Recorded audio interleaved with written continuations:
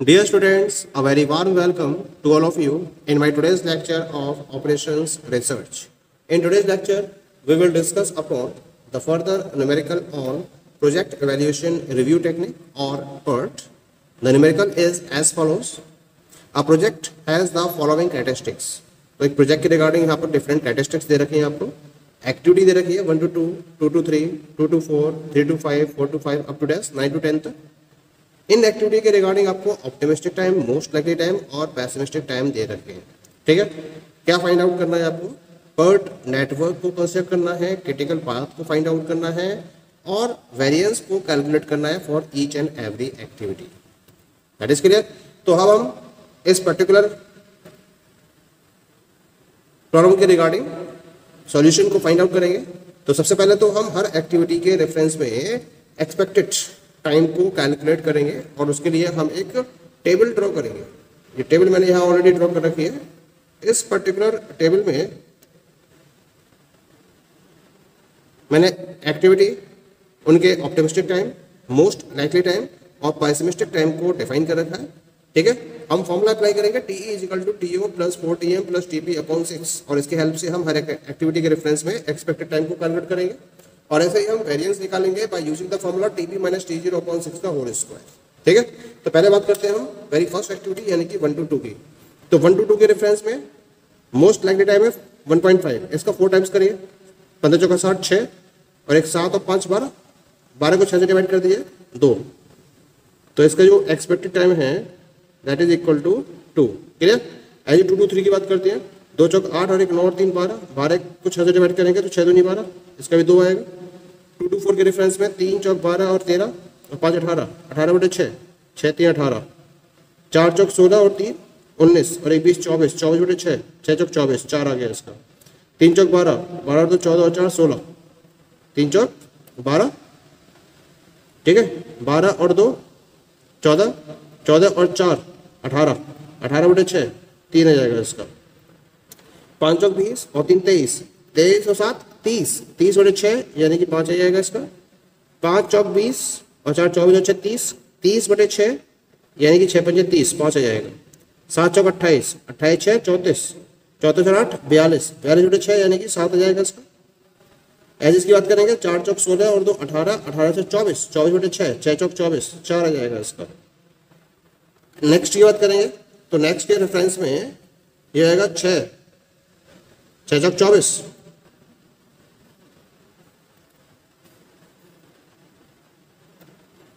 6 चौक 24. 24 और 5 29 और एक 30. 37 आएगा. और 37 बटे 6 करोगे तो 6 6 36. 1 आ गया. 10 6 कम 6 और 4 10. 6 7 42. तो 6.17 आ गया. अब इसकी बात करेंगे हम एक्टिविटी 8 to 10 की. 2 चौक 8 और एक 9 और 3 12. 12 बटे 6 यानी कि 2 आ जाएगा इसका. ठीक है, ऐसे इसकी बात करेंगे 5 चौक 20 और 3 23. 23 और 7 30. 30 बटे 6, 6 पंजे 30. 5 आ जाएगा. तो इस तरह से हर एक्टिविटी के रेफरेंस में मैंने इनके एक्सपेक्टेड टाइम को कैलकुलेट कर लिया है. अब हम निकालेंगे इनके वेरिएंस को. ठीक है, तो वेरिएंस के रिगार्डिंग फॉर्मूला क्या यूज करेंगे हम? TP माइनस T0 अपॉन 6 और इसका होल स्क्वायर. ठीक है, तो पहले हम बात करेंगे एक्टिविटी 1 to 2 की. 5 माइनस 1 4. 4 अपॉन 6 यानी कि 2 अपॉन 3 और 2 अपॉन 3 का स्क्वायर ये हो गया 4 अपॉन 9. ऐसी बात करेंगे 2 to 3 की. 3 माइनस 1 2. 2 अपॉन 6 1 अपॉन 3 और 1 अपॉन 3 का स्क्वायर हो गया 1 अपॉन 9. ये इसका वेरिएंस हो गया. 2 to 4 का वेरिएंस निकालना है तो 5 माइनस 1 4. 4 अपॉन 6 यानी कि 2 अपॉन 3 और 2 अपॉन 3 का स्क्वायर आएगा 4 अपॉन 9. 3 to 5 की बात करेंगे तो 5 माइनस 3 2. 2 अपॉन 6 1 अपॉन 3 और 1 अपॉन 3 का स्क्वायर आएगा 1 अपॉन 9. ठीक है, as a 4 minus 2 2. 2 upon 6 1 upon 3 और 1 अपॉन 3 का स्क्वायर आएगा 1 अपॉन 9. 7 माइनस 3 4. 4 अपॉन 6 यानी कि 2 अपॉन 3 और 2 अपॉन 3 का स्क्वायर आएगा 4 अपॉन 9. 6 माइनस 4 2. 2 अपॉन 6 1 अपॉन 3 और 1 अपॉन 3 का स्क्वायर आएगा 1 अपॉन 9. 8 माइनस 6 2. 2 अपॉन 6 1 अपॉन 3 और 1 अपॉन 3 का स्क्वायर आएगा 1 अपॉन 9. ठीक है, एज ही 7 to 8 की बात करेंगे तो 6 माइनस 2 4. 4 अपॉन 6 यानी कि 2 अपॉन 3 और 2 अपॉन 3 का स्क्वायर आएगा 4 अपॉन 9. ठीक है, एज इसकी बात करेंगे 8 माइनस 5 3. 3 अपॉन 6 1 अपॉन 2 और 1 अपॉन 2 का स्क्वायर 1 अपॉन 4. 8 to 10 की बात करेंगे तो 8 to 10 के रेफरेंस में नीचे जाते हैं. 8 to 10 के रेफरेंस में क्या हो जाएगा आपका 3 माइनस 1 2. 2 अपॉन 6 यानी कि 1 अपॉन 3 और 1 अपॉन 3 का स्क्वायर आ जाएगा 1 अपॉन 9. ठीक है। एज 7 माइनस 3 4, 4/6 का मतलब जाएगा 2/3 और 2/3 का स्क्वायर जाएगा 4/9। तो इस तरह से मैंने हर एक्टिविटी के रेफरेंस में यहाँ एक्सपेक्टेड टाइम और उनके वेरिएंस को कैलकुलेट कर लिया है। अब हम क्या करेंगे, अब हम इसके रेफरेंस में प्रोजेक्ट के नेटवर्क डायग्राम को ड्रॉ करेंगे। Now we will draw the PERT network diagram for the given project. तो एक्टिविटी यहाँ पर आपको दे रखी है 1 to 2, 2 to 3, 2 to 4। तो पहले 1 to 2 के रिगार्डिंग बात करते हैं। This will be 1 to 2। 1 to 2 के बाद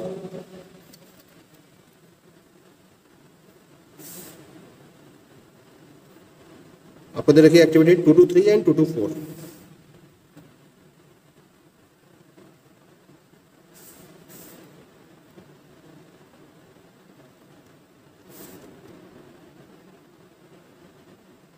टू टू थ्री, 2 to 4, ठीक है। Next one is 3 to 5 and 4 to 5।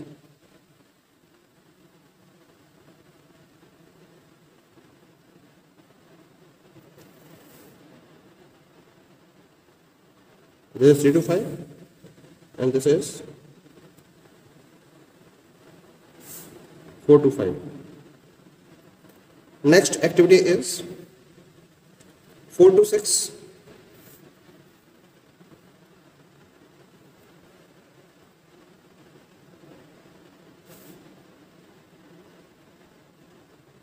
Next one is 5 to 7, 6 to 7.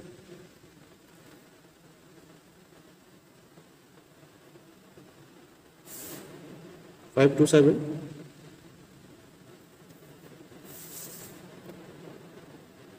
and this is 6 to 7. Next one is 7 to 8, 7 to 9.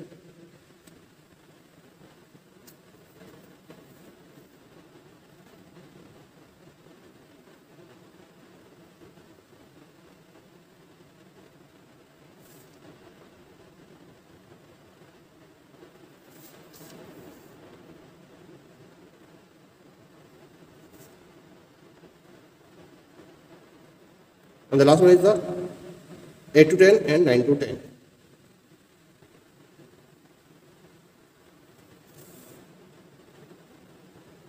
This is 8 to 10 and this is 9 to 10. तो इस तरह से हमारा पूरा network diagram draw हो चुका है। अब हम इनके एक्सपेक्टेड टाइम को नोट कर लेते हैं जो हमें दे रखा है। 1 to 2 का दे रखा है 2 days, 2 to 3 का दे रखा है आपको 2 days, 2 to 4 का दे रखा है 3 days, 3 to 5 का दे रखा है 4 days, 4 to 5 का दे रखा है 3 days, 4 to 6 का दे रखा है 5 days, 5 to 7 का दे रखा है 5 days, 6 to 7 का हमने निकाला है 7 days, 7 to 8 का 4 days, 7 to 9 का 6.1, 6.17,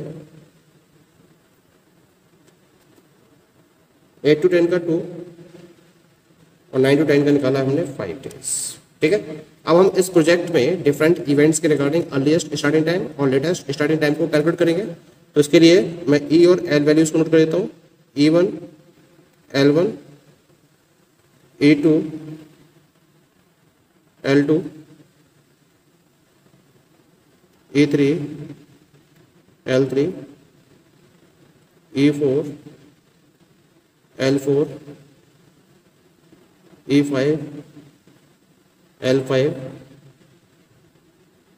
E6, L6, E7, L7, E8, L8,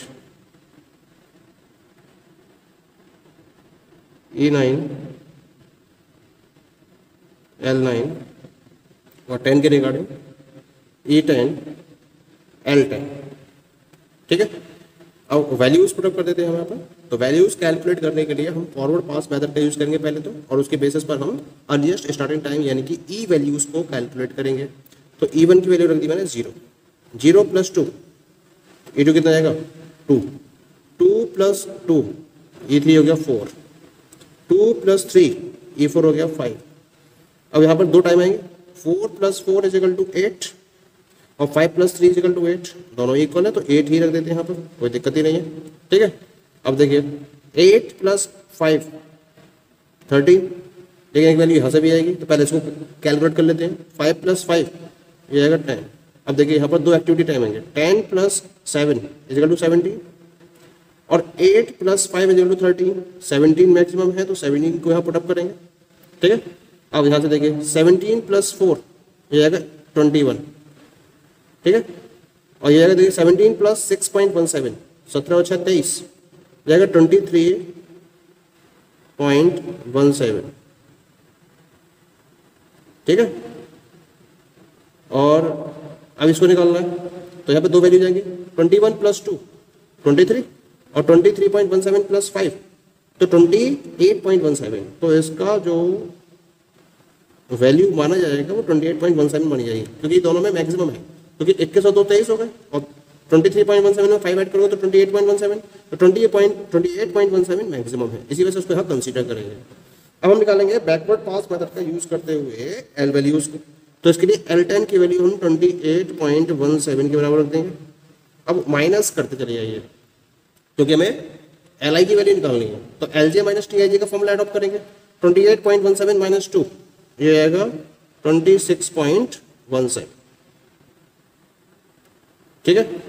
अब यहाँ से निकालिए 28.17 - 5 ये आएगा 23.17, 23.17 - 6.17 कितना आएगा, 13 में 6 7 17 आएगा, और 26.17 में 4 माइनस करोगे तो 22.17 आएगा। मिनिमम कितना है दोनों में 17, तो 17 को कंसीडर किया जाएगा यहाँ पर, ठीक है। नाउ 17 - 5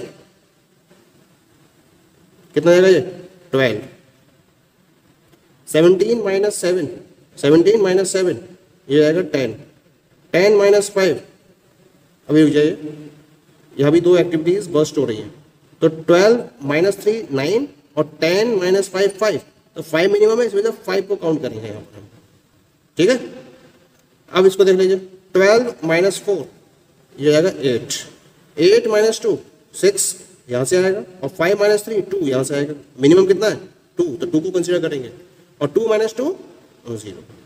तो इस तरह से हर पर्टिकुलर इवेंट के रेफरेंस में मैंने अर्लीस्ट स्टार्टिंग टाइम और लेटेस्ट स्टार्टिंग टाइम को कैलकुलेट कर लिया है। यहाँ तक तो हमें क्लियर हो गया। अब हमें निकालना है क्रिटिकल पाथ। तो क्रिटिकल पाथ को डिटरमाइन करने के लिए सबसे पहले तो हम देखेंगे कौन कौन सी इवेंट्स ऐसी है जहाँ ई वैल्यूज एल वैल्यूज सिमिलर हैं। तो यहाँ सिमिलर है, यहाँ भी सिमिलर है, यहाँ सिमिलर है, इसके बाद ये सिमिलर है, 7 पर सिमिलर है, 9 पर सिमिलर है, और 9 के बाद 10 पर सिमिलर है। तो क्रिटिकल पाथ क्या हो गया, ये देखिए, ये क्रिटिकल पाथ हो जाएगा 1 to 2, then 2 to 4, then 4 to 6, then 6 to 7, इसके बाद आएगा आपका 7 to 9, और 7 to 9 के बाद आ जाएगा 9 to 10, ठीक है। तो यहाँ पर हम नोट कर लेते हैं। तो पहले तो हम बात करेंगे क्रिटिकल एक्टिविटीज की।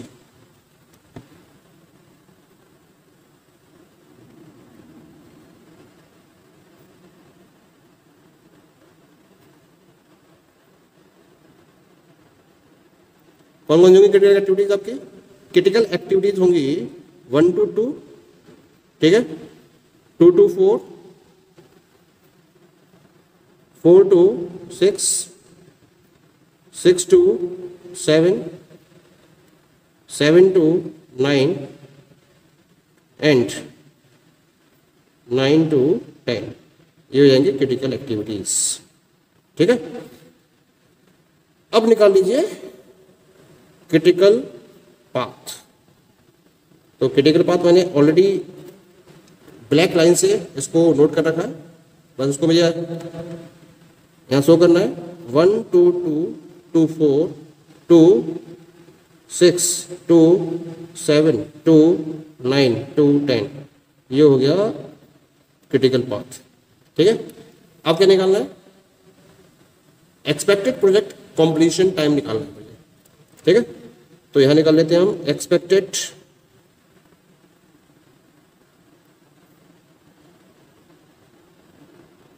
प्रोजेक्ट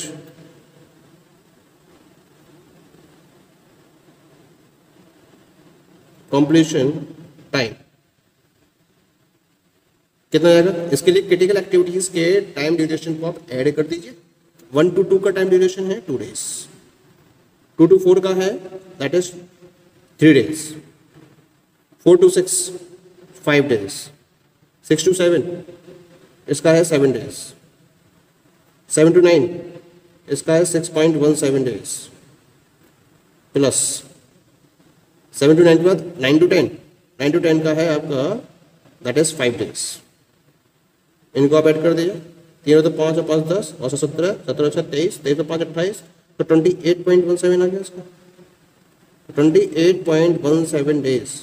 ये क्या आएगा इसका expected project completion time. Okay, thank you.